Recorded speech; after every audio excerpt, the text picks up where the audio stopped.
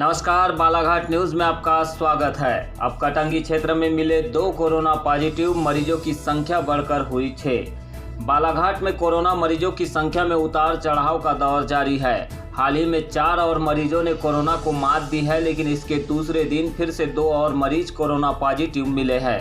अब की बार कटंगी क्षेत्र से कोरोना मरीज मिले हैं, जिन्हें कोविड हेल्थ सेंटर गायखुरी में भर्ती किया गया है। बताया गया कि कटंगी क्षेत्र के परसवाड़ा निवासी एक ही परिवार के 5 लोग उल्लासनगर से 17 जून को वापस लौटे थे, जिन्हें मैके पार्क के क्वारंटाइन सेंटर में रखा गया था। 19 जून की रात्रि में इनमें से 2 लोगों की रिपोर्ट पॉजिटिव आई है। मुख्य चिकित्सा एवं स्वास्थ्य अधिकारी डॉक्टर मनोज पांडे ने मामले की पुष्टि करते हुए बताया कि इन दोनों मरीजों का उपचार चल रहा है। इस प्रकार अब कोरोना मरीजों की संख्या बालाघाट जिले में फिर से 6 हो गई है। इसके पहले 4 मरीजों की रिपोर्ट नेगेटिव आने के कारण उन्हें डिस्चार्ज किया गया है।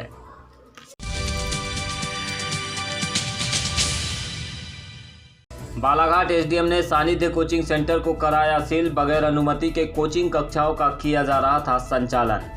नगर के गोंदिया रोड पर संचालित सानिध्य कोचिंग सेंटर में बच्चों को कोचिंग पढ़ाते हुए पाए जाने पर एसडीएम बालाघाट ने कोचिंग संस्थान को सील बंद कर दिया है। कोरोना संकट के दौरान बगैर अनुमति के कोचिंग कक्षाओं का संचालन करने से कोरोना संक्रमण बढ़ने की आशंका के चलते यह कार्रवाई की गई है।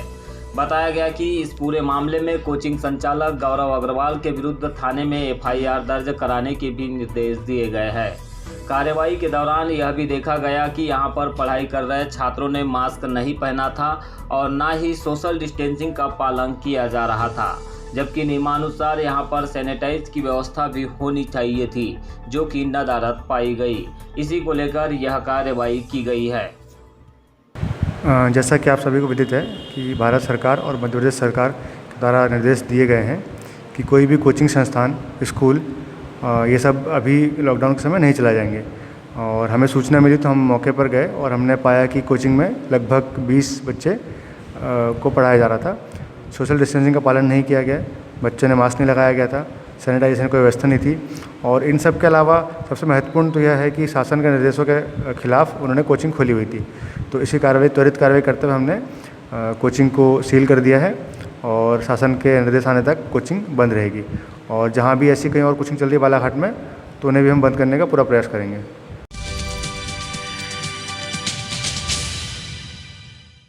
गर्रा में संचालित देसी शराब के वेयरहाउस को बंद करने पर मजदूरों ने किया प्रदर्शन। उद्योग नगरी गर्रा में संचालित वेयरहाउस का कार्य लॉकडाउन के कारण बंद हो गया है। इस वजह से यहां पर कार्यरत करीब 2 सैकड़ा मजदूर बेरोजगार हो गए हैं। वहीं इन मजदूरों को 3 माह का मानदेय भी नहीं मिला है। इसे लेकर मजदूरों ने गुरुवार की सुबह मजदूर संघ के बैनर तले शराब ठेकेदार राजेश पाठक के आंवलाझरी स्थित आवास के सामने धरना प्रदर्शन शुरू कर दिया। मजदूरों ने न सिर्फ घर का घेराव किया, बल्कि प्रदर्शन करते हुए चेतावनी दी है कि उन्हें 3 माह का मानदेय नहीं दिया जाता है तो वे इस आंदोलन को लंबे समय तक जारी रखेंगे। आंदोलन की सूचना मिलते ही बालाघाट एसडीएम ने मौके पर पहुंचकर मजदूरों और शराब ठेकेदार से इस पूरे मामले पर चर्चा की। इस दौरान मजदूरों ने जहां राजेश पाठक पर आरोप लगाया है, तो वहीं शराब ठेकेदार ने धरना प्रदर्शन को गलत बताया।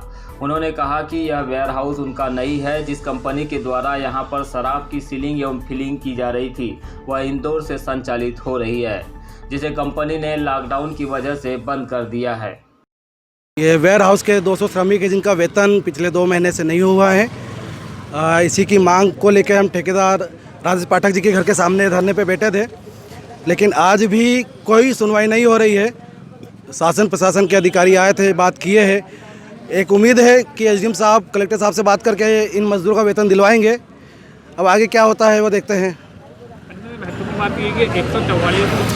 देखिए, देश के कानून जी डेफिनेट, ये धारा 144 देश के कानून है, इसका हम पालन करते।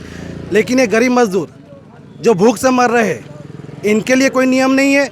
आज हमने जब बोले कि देश के प्रधानमंत्री ने पूरी मीडिया में बोले हैं कि किसी भी मजदूर को, कर्मचारियों का वेतन नहीं काटा जाएगा, तो एक प्रशासनिक अधिकारी बोलते हैं कि हमारे पास कोई भी ऐसा आदेश नहीं है। देश के प्रधानमंत्री के शब्द का कोई वैल्यू नहीं है। क्या ये सिर्फ पीएम साहब एक स्पीच दे के चले जाते हैं? ये मजदूर को कौन देखेगा? आज इनके पास 3 महीने से खाने के लिए कुछ नहीं, इनका वेतन नहीं मिल रहा है। और नियम कानून सब है, हम दिल से इसका पालन भी करते हैं, लेकिन जब बात जीने और मरने की आती है तो नियम पालन देखेंगे या हमारे बच्चों की भूख और प्यास देखेंगे हम? हमारे छोटे छोटे बच्चे हैं जिनके पास खाने को नहीं है, पीने को नहीं है, हम उन्हें देखें या देश का कानून देखें हम? मजदूरों की मांग सुनी गई। उनके अनुसार इन्हें मार्च तक का वेतन मिल चुका था, अप्रैल मई का वेतन नहीं मिला हुआ है और जिस फैक्ट्री में लोग काम करते थे उस फैक्ट्री का लाइसेंस रिन्यूअल नहीं हुआ है। तो कार्रवाई चल रही है, इन्हें रोज़गार दिलाने की बात चल रही है और इन्हें वेतन संबंधी जो इनकी मांगे हैं उसमें चर्चा चल रही है। जैसी चर्चा में कुछ रिजल्ट निकल के आएंगे आपको अवगत कराएंगे।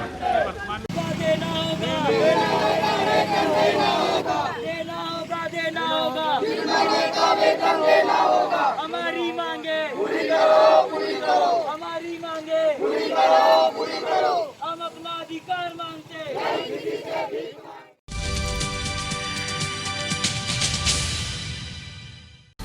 अखिल भारतीय विद्यार्थी परिषद ने चीनी राष्ट्रपति का पुतला दहन कर भारतीय जवानों को अर्पित की श्रद्धांजलि। भारत और चीन के बीच जारी सीमा विवाद में शहीद हुए भारतीय सैनिकों की शहादत पर आज अखिल भारतीय विद्यार्थी परिषद ने चीन के राष्ट्रपति शी जिनपिंग का पुतला दहन किया। इस दौरान छात्र संघ की ओर से शहीद जवानों को श्रद्धांजलि भी अर्पित की गई। आपको बता दें कि लद्दाख के गलवान घाटी में हुई हिंसक झड़प में भारतीय सेना के 20 जवान शहीद हो गए, जिससे देश भर में चीन के खिलाफ लोगों में आक्रोश दिखाई दे रहा है। इसी को लेकर कालीपुतली चौक में अभाविप की ओर से आक्रोश जाहिर करते हुए शी जिनपिंग का पुतला दहन कर चीन की कम्युनिस्ट सरकार के खिलाफ नारेबाजी की गई।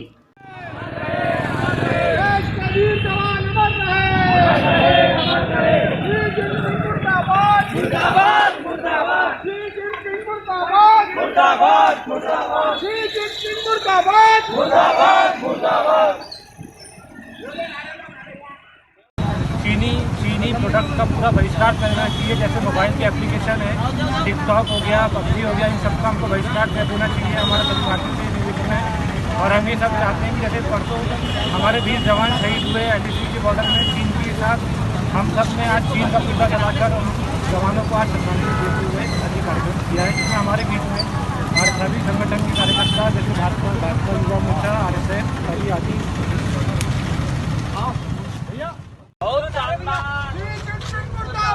मुर्दाबाद मुर्दाबाद मुर्दाबाद मुर्दाबाद मुर्दाबाद, देश के वीर जवान अमर रहे।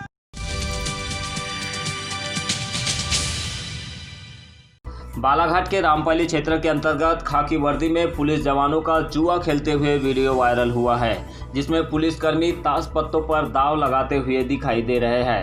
यह वीडियो सोशल मीडिया के माध्यम से प्राप्त हुआ है, जिसकी हम अधिकृत पुष्टि नहीं करते हैं, लेकिन बताया यह जा रहा है कि यह वीडियो रामपाली क्षेत्र के अंतर्गत दीनी का है, जिसमें आप पुलिस जवानों को जुआ खेलते हुए देख सकते हैं। 10 में थी ना इसकी, देखो रात बजे था, 10 बजे था ना, 10 में से नोट कर दे रहा हूँ और 10 तुमसे लूंगा।